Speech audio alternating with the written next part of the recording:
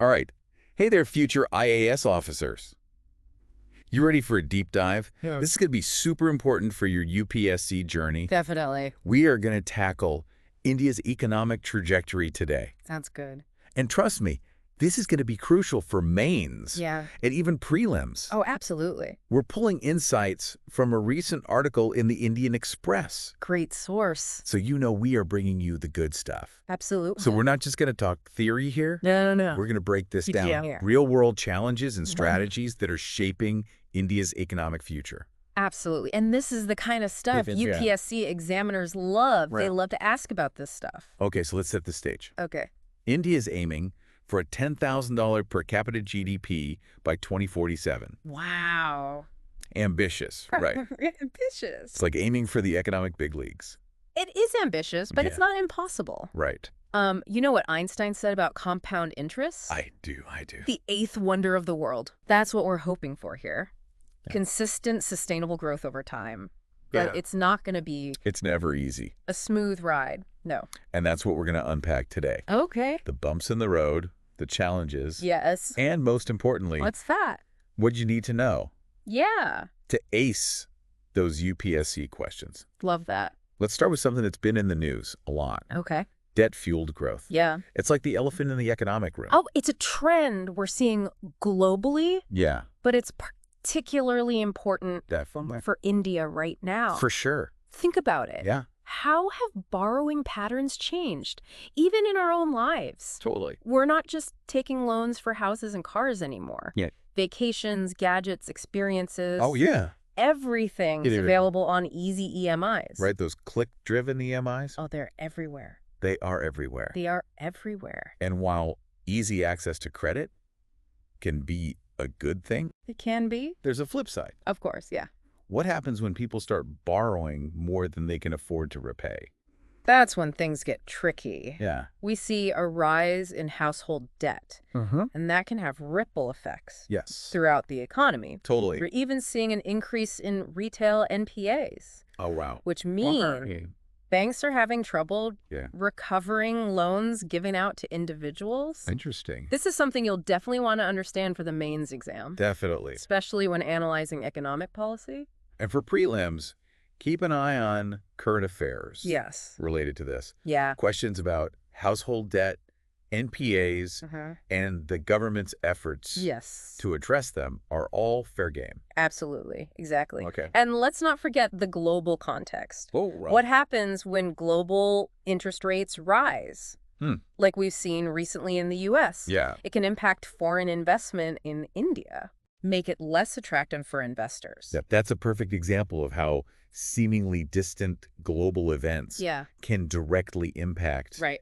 India's economy. Absolutely. Understanding these connections is crucial Yeah. for both prelims and mains. Definitely. You need to be able to analyze those cause and effect relationships. Now, Yeah. another major challenge we need to address Okay? is the competitive pressure Yeah, from China. of course. They've been a manufacturing powerhouse For a long time. for decades. Yep.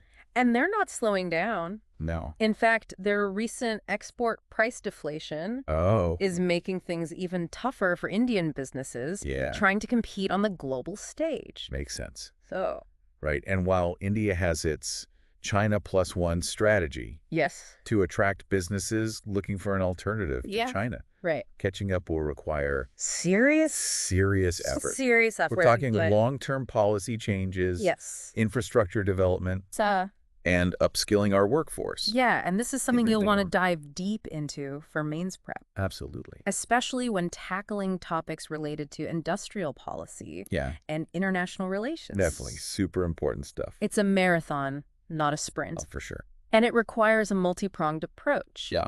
Think about it from a UPSC perspective. Okay. What are the key areas Yeah. where India needs to focus to enhance its competitiveness? I like that. Infrastructure, Right. skilled labor, Uh-huh. ease of doing business, technology adoption. These are all potential essay topics. Definitely. For sure. Exactly. And don't forget about the financial markets. Oh, right. We've seen a surge in retail investors in recent years, Yeah, that's true. which is great. It is. But it also means there's a greater need for financial literacy. Definitely. We don't want people making impulsive decisions No. or falling for get-rich-quick schemes. No. Just Right. understanding market cycles, Yeah. risk management, Mm-hmm. the difference between investing and speculating. Yes. These are crucial concepts, Definitely. not just for personal finance, Right. but also for analyzing the overall health of the economy. Makes sense. You might see questions related to this in both prelims and mains. Totally. Yeah. So we've talked about the challenges, We have. debt-fueled growth, Yes. competition from China, Mm-hmm. the complexities of global economics. It's a lot. Yes. But let's not forget that India has a lot going for it. Oh, yeah, for sure. We have a young population, Right. a vibrant democracy, Yeah. a growing middle class, and a government that's focused on economic growth and development. I like it. Think about initiatives like Mickey in India, Of course, yeah. Digital India, Right. and the push for infrastructure development. Uh-huh. These are all policy areas that are directly relevant to your UPSC prep. Right, and this is where things get really interesting. Oh, yeah. Especially from a mains perspective. I was going to say. Because achieving sustainable growth Yeah. isn't just about hitting those big GDP numbers. It's not just about the numbers. No? It's about ensuring that growth is inclusive, Right. that it benefits all segments of society. Exactly. That's where the concept of inclusive growth comes in. Yeah, I was going to say. It's about reducing poverty, Yep. improving access to education and healthcare, Right. creating opportunities for all. Makes sense. This is a theme that runs through multiple UPSC syllabus topics, yeah. from economics Yeah, to social justice to governance. totally. Think of it this way. Okay. You might get an essay question Mm-hmm. asking you to analyze the challenges Yeah. of achieving inclusive growth in India, Makes sense. or a mains question asking you to evaluate the effectiveness of specific government schemes Yeah. aimed at poverty alleviation. Okay. The key is to connect the dots Yeah. between economic policies and their social impact. How does a particular policy affect different segments of society? I see. Does it promote equitable growth? These are the kinds of questions Yeah. a future IAS officer needs to be asking. And that's what makes this deep dive so relevant for your UPSC journey. Exactly. We're not just giving you facts and figures. Yep. We're helping you develop that analytical mindset, Right. that ability to see the big picture Yeah. and understand the interconnectedness Yes. of economic and social issues. Absolutely. So as you're prepping for your exams, Yeah. remember, don't just focus on memorizing economic indicators. Right. Think about the people those numbers represent. Absolutely. Think about the policies Yes. that can create a more just and equitable society. I like that. That's the kind of thinking that will make you stand out in the UPSC exam. Absolutely. And more importantly, Even more importantly, make you a more effective and impactful IAS officer. couldn't agree more. Right. A deep understanding of these issues is essential for anyone who wants to serve the nation, For sure. especially in a role like the IAS. Yeah. Remember, you're Yeah. not just aiming for a high score in an exam. Right? You're preparing to shape the future of India. Exactly. And speaking of shaping the future, Yeah. we started this deep dive by talking about India's ambitious goal Uh-huh. of achieving a $10,000 per capita GDP by 2047. Right. Do you think it's possible? I believe it is. Really? Yeah. Wow. India has the potential, the Yeah. resources, and the drive to achieve this. Okay. But it's not going to happen automatically. It Yeah. requires strategic planning, Yeah. effective policies, and most importantly, Yeah.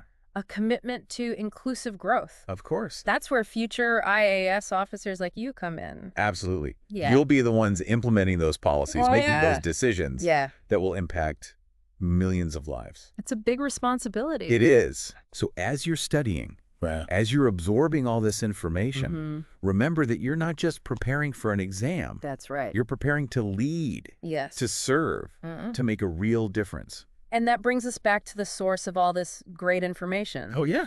The Indian Express. Yeah. They had a fantastic article that really delved into these issues. I agree. We'll be sure to include a link in the show notes Oh, so you nice. can check it out for yourselves. Definitely worth a read. All right, folks. That wraps up our deep dive It does. into India's economic trajectory. We did it. We covered a lot of ground Do I today, stick over? from debt and competition Yeah. to the power of inclusive growth Mm-hmm. and the importance of your role as future IAS officers. Absolutely. Yeah. Remember, the journey to becoming an IAS officer is challenging, but it's also incredibly rewarding. Right. Stay focused, Yeah. stay curious, and never stop learning. Love that. And if you found this deep dive helpful, Yeah. do us a favor and hit that subscribe button. Yes, please. Share it with your fellow UPSC aspirants. Spread the knowledge. Spread the knowledge. Spread the love. And let's conquer those exams together. Until next time, happy studying.